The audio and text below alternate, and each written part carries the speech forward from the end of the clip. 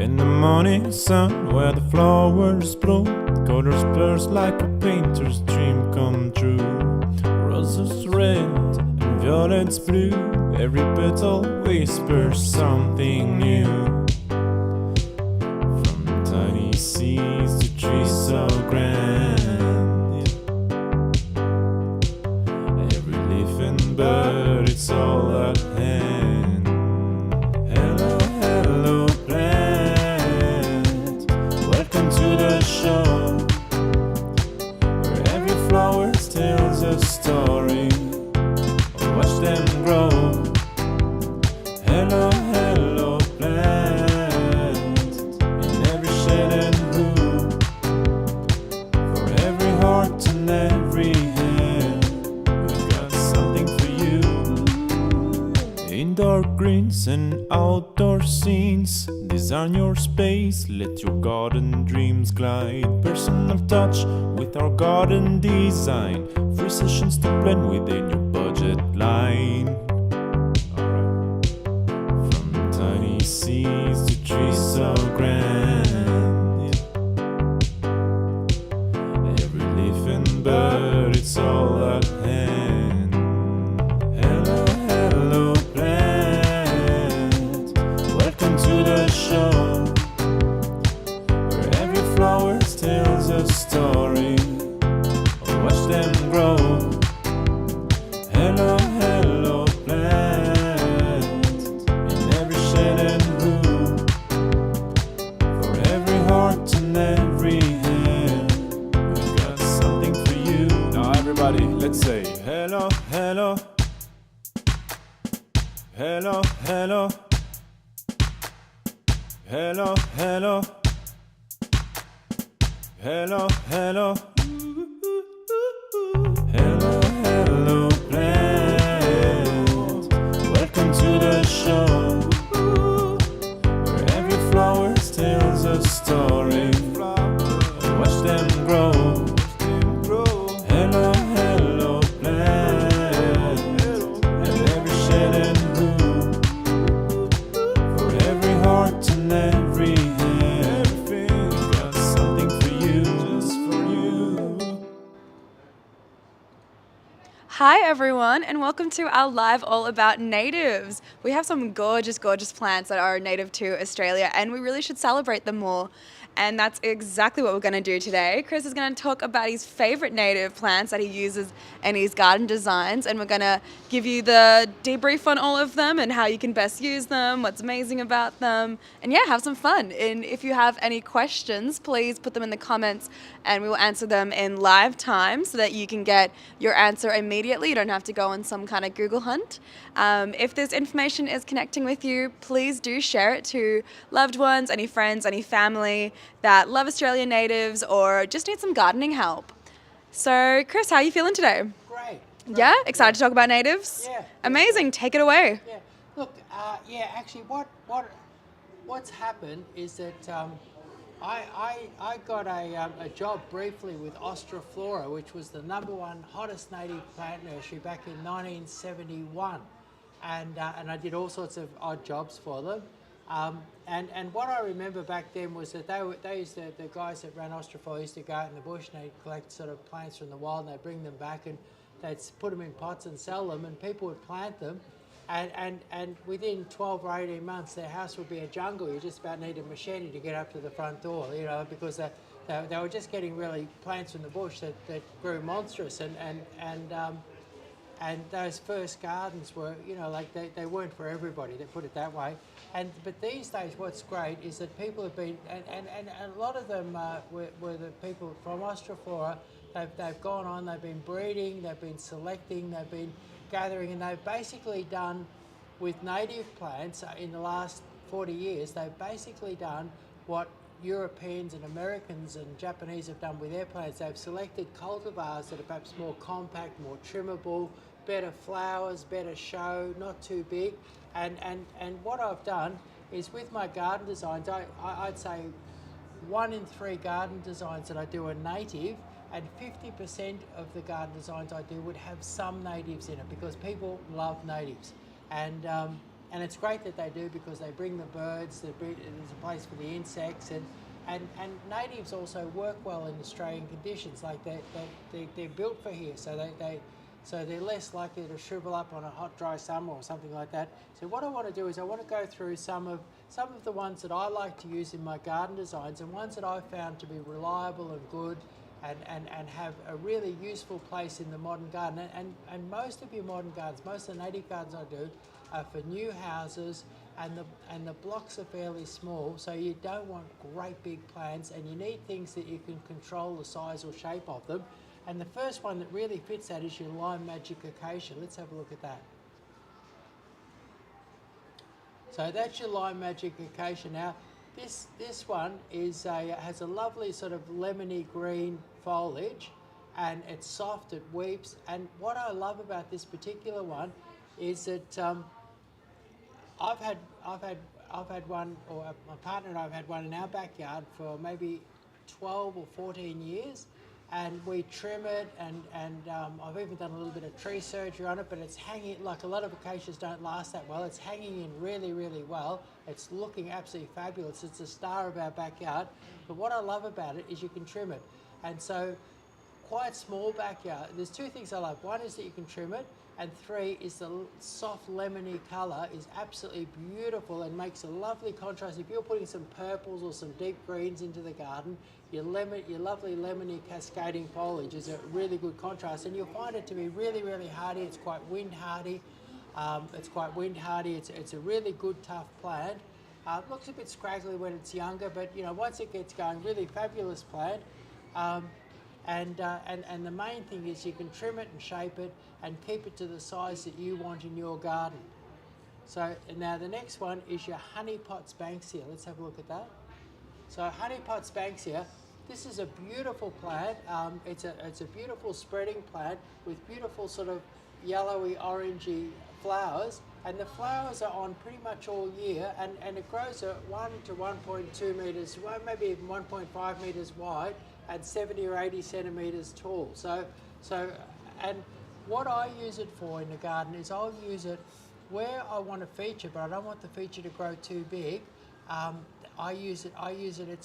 It's a star. It's a real feature plant. So you put it right out there as a feature plant, and then you put perhaps more sort of like more supportive plants around it. Things like your cousinite or something like that, or some ground cover grevilleas, or a bit of mypora. You put your support plants around it, and you put it out, and maybe it's on a bit of a mound of earth or something like that. But it's your compact or low star. Really, really wonderful.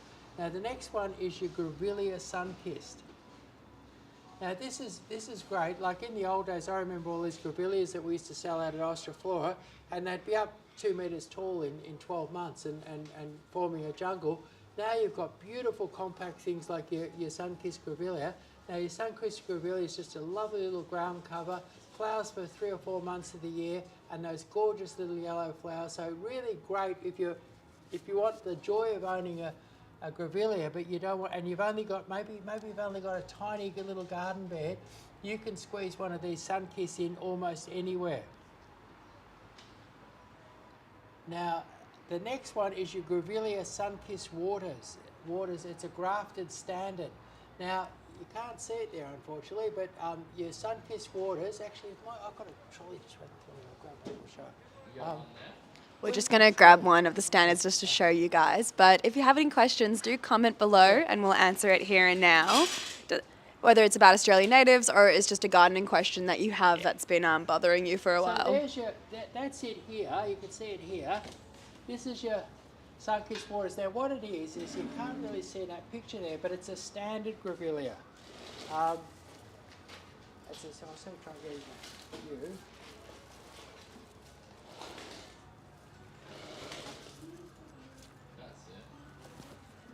So now what's great about this is, it has beautiful red flowers, it has these beautiful pinks and creams and a lovely interesting sort of oak or holly style leaf, really, really beautiful plant. But what's great about it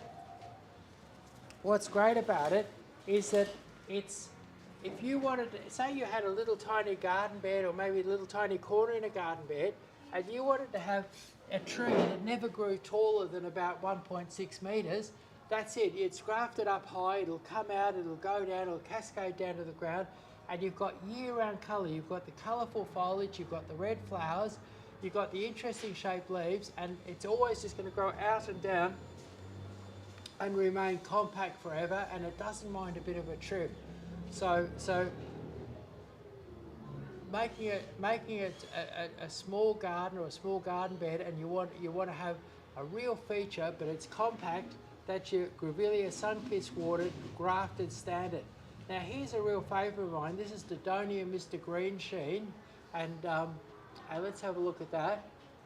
Now what this is that your Dodonias are as tough, but your Dodonia Mr. Green Sheen is very sort of soft and lush looking, but really, really tough. So if you've got frost, if you've got heat, if you've got a shady spot, a sunny spot, if you've got a little narrow area and you want to create a beautiful upright green wall, this your Dodonia Mr. Green Sheen, absolutely fabulous, tough, and a good, really good native hedge. So it'll do, it's kind of the native equivalent, say, to a Pittosporum or something like that. So if you want a real native, you want it really, really tough. Once it's established, like you might water it when it's young to get it moving, but once you've got it established in the Victorian conditions, it'll hardly ever need water and be really, really tough. So where you're looking for a green wall, super duper tough, frost hardy, heat hardy, poor soil hardy, Dodonia Mr. Green Sheen, it'll look $1 million, but it's very easy to do. Now with Stringia fruticosa, let's have a look at that. Now, we did a video that's been very, very successful, and with Stringia fruticosa, we did it recently, and with Stringia fruticosa it has little white flowers, and it makes the most beautiful hedge. And it's a hardy sort of blue-green foliage, beautiful little starry white flowers, and a really, really beautiful hedge. Or you can plant it out in the garden. You can clip it into a ball, clip it into a square, clip it into a box, make a lovely hedge with it. A really versatile, useful plant that's really, really good to shape. Amazing. We're just going to quickly circle back to one of the other plants we were talking about, because we got a question here from Ben asking, would a sun-kissed Grevillea survive next to a mineral salt pool in full sun? Yes, it would be fine, as long as you didn't get too much water from the pool. I know a little bit of water would be fine, but as long as you get too much, you'll find it very, very hardy, and full sun, no problems. Yeah. Amazing, Ben. So yeah, it looks like your sun-kissed Grevillea will be fine where you're wanting it to go. We got another question here from Susan as well, asking, does the Dodonia grow tall? Not real tall. It'll I reckon 2.5 metres, and you can cut it. It cuts really well, and you could keep it down as low as say 1 metre or 1.2 metres, and it'd be about a 2.5 metre thing if you let it go. Okay, amazing. Yeah, if anyone has any other questions, please do comment. So we're going to move on to the next plant then. Yeah, okay. So the next one is perhaps one of my favourite native plants. It's your cousin it. So there we are. Now, we send these out, and we send out a free pair of sunglasses and a little black hat with everyone that we sell. Actually? And that's why you see them all around the place with those hats and glasses like that. But actually, what it actually is, what your cousin it is, it's actually a tree, and it's a tree that's deformed, I guess, and it doesn't grow up or out or have normal branches. It just kind of grows out and sprawls. It just has foliage and sprawls everywhere. And after it's been going for a while, you get those little mounds which give you that sort of cousin it look. But it's a great thing. Now I use that all the time. Like say for instance, one of my favourite combinations is there's your and this is where I use lots of natives mixed up with exotic plants at different times. And one of my favourite combinations is your Miss Muffet, which is a Japanese Pittosporum, which grows into a beautiful. It's sort of a low dome that you don't have to trim or work on. So it's a sort of a low maintenance low dome, and so you take your Miss Muffet, and you've made those, and then you plant your cousin its around it, and you get that lovely dark green ground cover with a few little bumps in it, like you see there, and it really sets your Miss Muffets off. But you can use it in lots of other situations.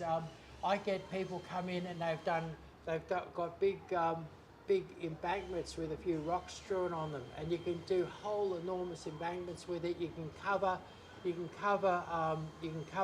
just open expanses. It'll take a bit of light foot traffic, or you can actually, I found a beautiful planting over in Bundoora where they had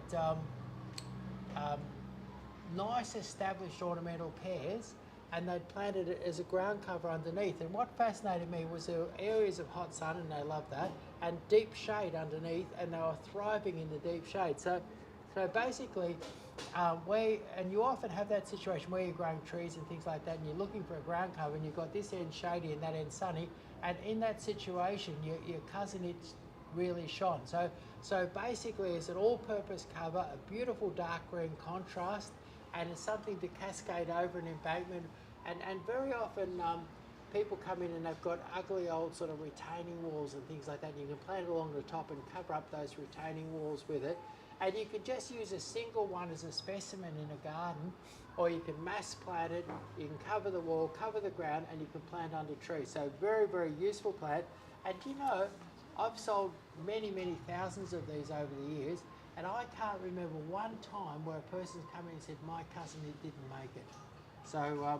So basically, I'd say they're one of the toughest things around. Next thing is your Veronica Diggers Speedwell. Let's have a look at that.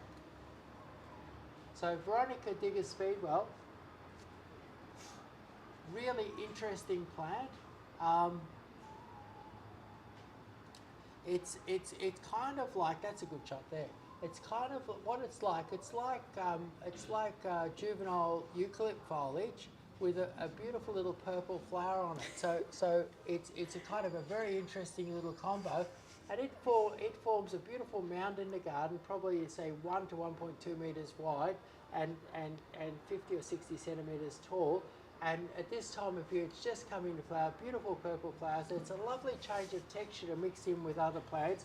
Really, really hardy, and it's thick and bushy enough to blanket out the weeds. So you can mass plant it in an area and you can blanket out the weeds, and it looks kind of exciting with some nice spiky native grasses or something like that. So really, really handy, nice, and it sort of has a, you can't really see it that well in that photo, but it has a sort of a nice sort of silvery frosty sort of element in the foliage. So that's your Digger Speedwell. Now the next thing is your Coria alba. Now let's have a look there. Coria alba. Now Coria alba can be clipped into a beautiful ball, and so there's a beautiful photo on the web where you've got Coria alba balls, lovely round balls done with Coria alba, and they have the lovely white starry flower in them, and then mixed up with cousin its all round. And it's a great combination because you've got the dark green and the silvery greys of that. Then mixed with Tunica grasses. We will show you the Tunica shortly, but that makes a lovely, simple, like just if you want a modern style landscape done native, you can't beat your Coria alba clipped into a ball, your cousin it all round, and then a few nice tussocks of Tunica. So it's a lovely combination that. Now your next one is your Leucophyta, your compact cushion bush. Now if you want a bit of really bright silver in the garden, a lovely bit of contrast, you can't beat this compact cushion bush. Now this is something you can clip it a little bit, and what I'll often do in a garden is I'll plant 4 or 5 of those sort of across the garden, and you get this lovely line of silver, sort of a loose or jagged line of silver. And then around it, I'll plant something like one of my other favourite ones. We'll just sneak it in here. I didn't quite make it onto the list of 15, but your Urena's a beautiful. An honourable mention. Yeah, honourable mention. Your Urena, beautiful dark green, lovely flat thing, with a beautiful honey-smelling white fragrant flower all through the summer. So beautiful ground cover, and that's a lovely thing to put around your compact cushion bush. So compact and super duper hardy, drought hardy, heat hardy, frost hardy, you name it. Crook soil hardy, compact cushion bush, fantastic plant.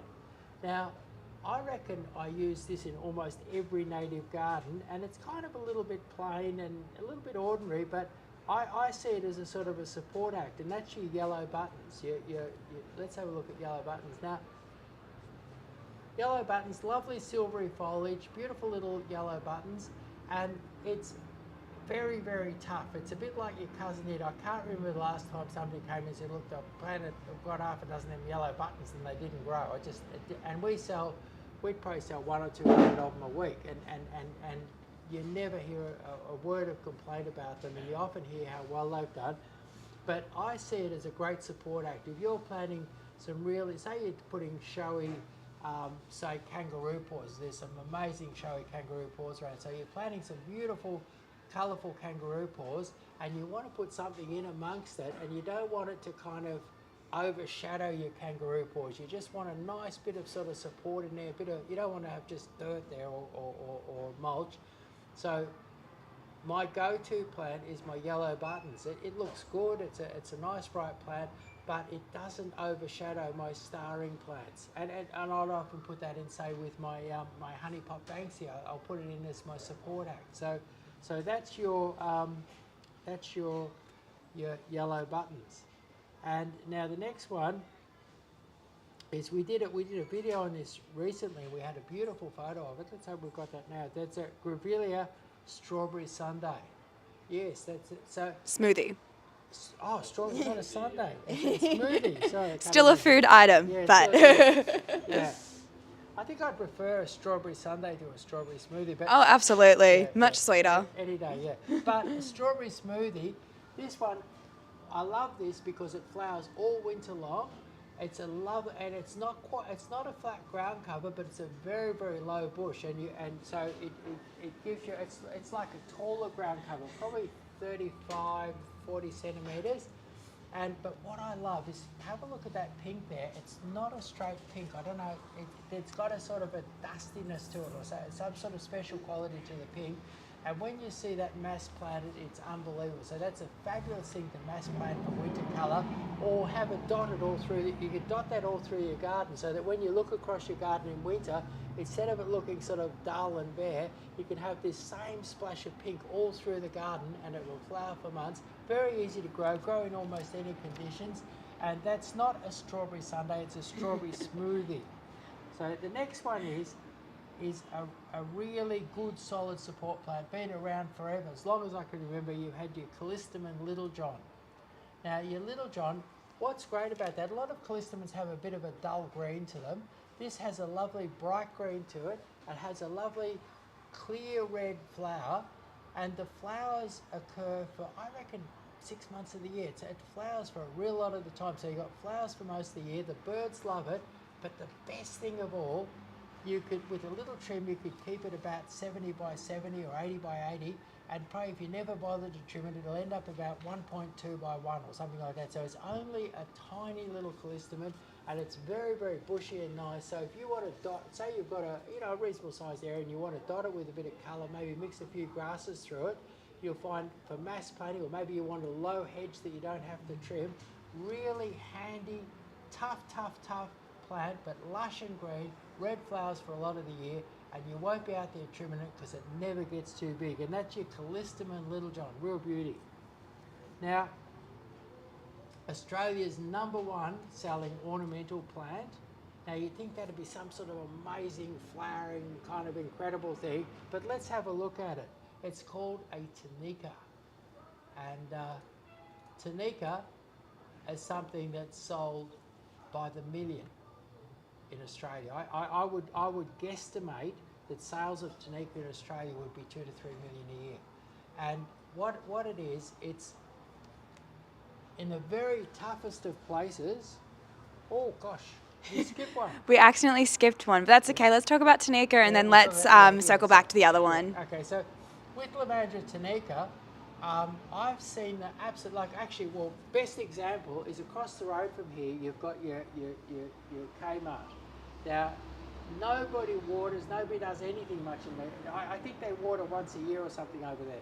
And so, and the soil is hideous in the garden, terrible hard clay soil.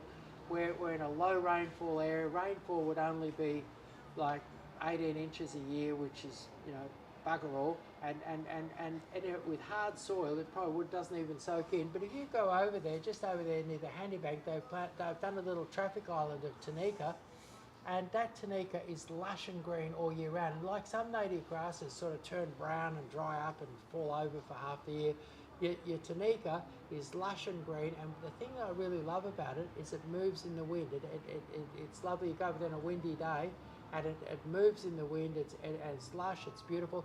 And so if you had a petrol station and you didn't want to be looking after your plants, or even if you just had a house or a holiday house or something like that, and you wanted something lush and green all year round that you didn't have to water, you didn't have to look after, you didn't have to trim, you didn't have to cut the dead seed heads off it, you didn't have to do really anything much, but it was lush and green, it was sort of beautiful, moves in the wind and everything like that, and you can plant almost anything seems to go with it.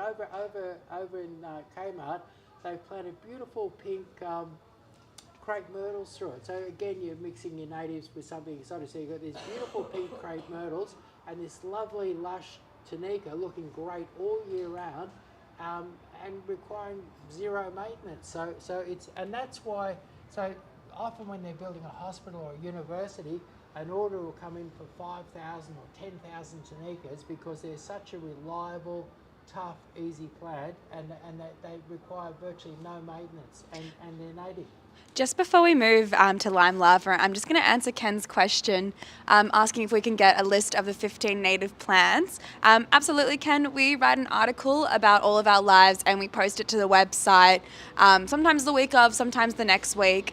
I believe that this one should be coming out sometime later this week, and that will include a list of all of the native plants as well as pictures and all of the information that Chris is saying here. We also tend to make short form reels from it, and we post this video to like our Facebook channel. It sits there evergreen, so don't worry, Ken. I know you're on Instagram and our lives do disappear once we're done, but if you're also following us on Facebook or other platforms, you'll see this video again. But yeah, we'll also have an article on the website end of this week. All right, let's move on to Lime Lava. Right, okay. So and I think with our 50, we're actually doing 16, aren't we? We're doing one sneaky one. Why not? We'll go rogue. Yeah. So the next one is actually the last one that I forgot to do, is Lime Lava. Now, this is your Lime Lava here. Now, what's interesting about Lime Lava is that we've done a couple of videos on it, and they've all gone berserk. Some of them have had 100,000 views, and what I notice in the nursery, people love it. They go down, they see it, they pat it, they just absolutely adore it. So Lime Lava, absolutely beautiful plant, looks absolutely fantastic, and at any rate, it's an interesting plant. It looks a bit like moss. So a lot of people think, oh yes, I must put that under a tree or put it in the shade. It hates the shade. What it is, it's a plant that grows, say, on top of Mount Buller, above the snow line, in amongst the rocks.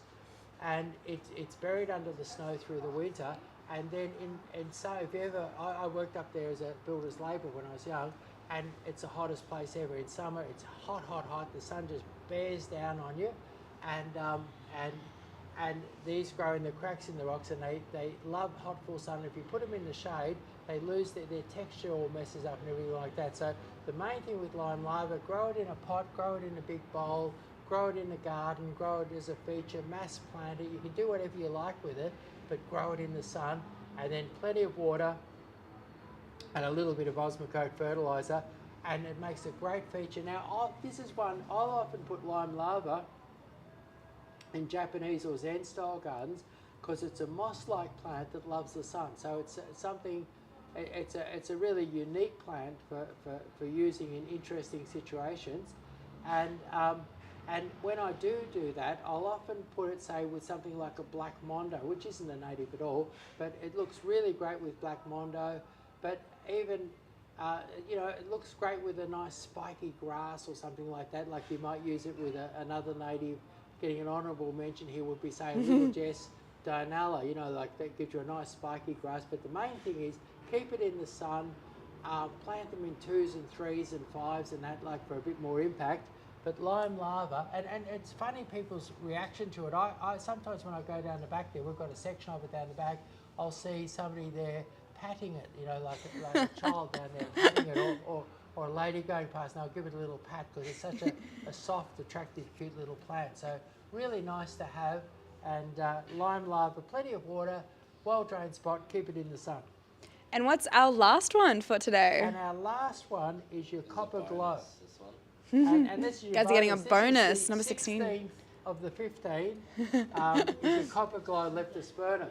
Now, copper glow leptospermum is a fabulous plant. Like, lots of people want neat hedges, and so most people don't know, and they think Pittosporum, or they think, you know, Weeping Lily Pilly. weeping lily pilly or something like that. But if you want a real native and you want to get some colour into your native garden, and we did a great video the other day where they planted a copper glow tea tree hedge, and then behind it they put the Lime Magic acacia, which is the one we started It with. looked really beautiful. And the gold cascading down on. We had the gold. That's it there. There it is. Yeah, it was there very is. So you beautiful. have the gold cascading down on the purple foliage. So copper glow is something that I'll often use because if there's a weakness in your natives, well, it's not really a weakness, but what it is, if lots and lots of natives are just various shades of green, and you find a native garden, you get hungry for a bit of colour, but something like your Lime Magic, as you see there, and your copper glow tea tree give you a bit of real colour. Now with copper glow, it has a white flower. You could plant it and just grow it as a nice shaggy sort of small tree, and it's going to grow 4.5 metres tall. It's not going to be terribly wide, so it's going to be lovely shaggy. Or you can cut it into a box or a ball. You can cut it into a nice rectangular hedge.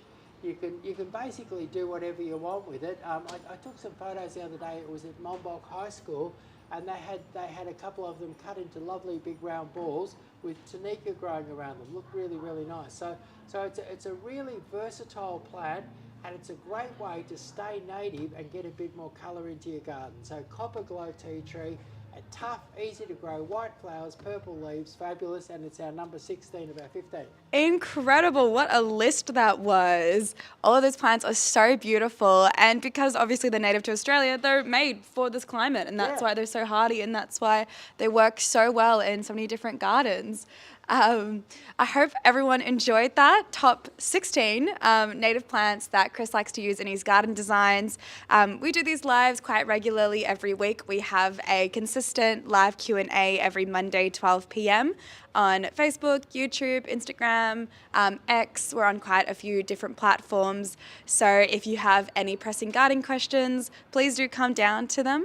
Or if you have any friends or loved ones that are starting to get into gardening, please do tell them about this. We really want to educate as much people as we can about gardening so we can all have beautiful gardens that don't die on us or aren't a struggle to maintain and keep looking pretty.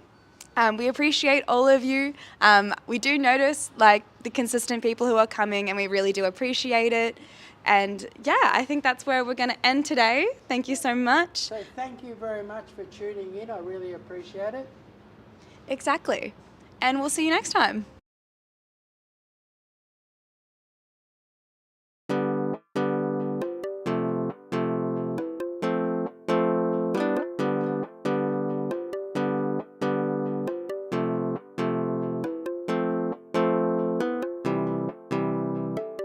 In the morning sun, where the flowers bloom, colors burst like a painter's dream come true. Roses red and violets blue, every petal whispers something new.